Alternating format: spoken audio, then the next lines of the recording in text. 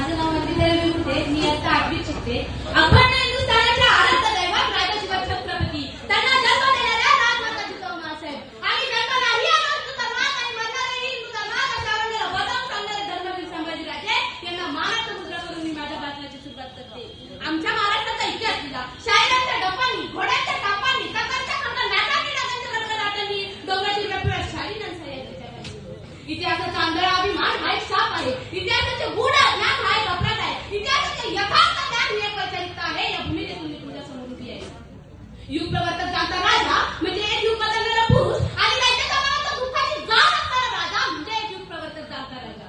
संपूर्ण भारतात त्यांनी मुठभर नावे घेऊन मुघलांची कत्तल करून पेशवा टाकून स्वराज्याची स्थापना केली. असे एकमेव अद्वितीय सिंहासनाधीश्वर राजा धीराज श्रीमंत कुलवंत श्री शिव छत्रपती यांचा जन्म 19 फेब्रुवारी 1630 रोजी झाला.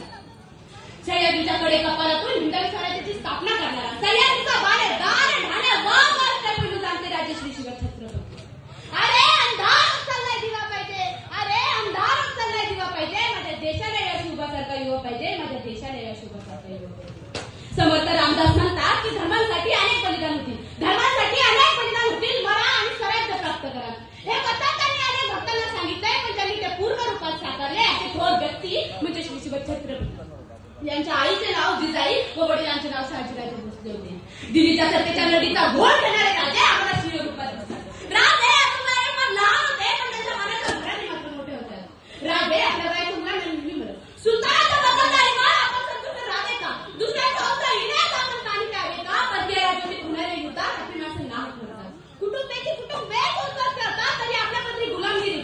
राजांनी असं म्हणतात मावळ्याच्या चेहऱ्या रागाने लाल भडक व्हायचे. ते म्हणायचे बोला राजा बोला, तुम्ही जे म्हणतात ते करण्यासाठी आम्ही एका पायावर तयार आहोत. हिंदवी स्वराज्यासाठी आम्ही आमचे प्राण देऊ.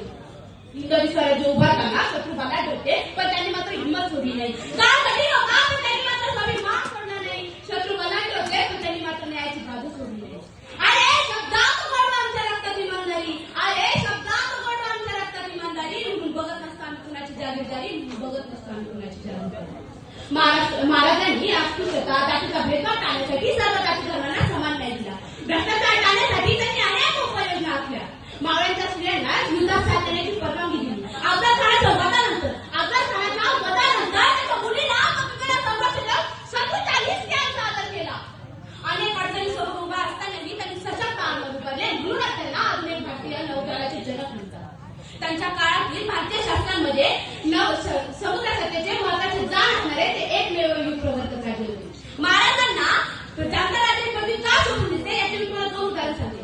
पहिले उदाहरण म्हणजे महाराज मला नेहमी म्हणायचे की जायचं कधीच्या बेटाला हात लागता कामा नये, म्हणजे याच्यात एक पैसा नुकसान होता कामा नये, अशा प्रजादक्ष राज्य होते शिवाय.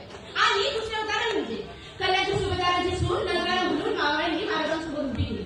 महाराज तुला बघून उत्खाले, अशी आमची माता अशी सुंदर रूपवती, अशी आमची माता अशी सुंदर रूपवती, आम्ही सुंदर झालो असतो बदले छत्रपती, बदले छत्रपती. युक्ती व कुटनीतीमध्ये महाराजांचे हात पकडले त्या काही कोणाला शक्ती नव्हते.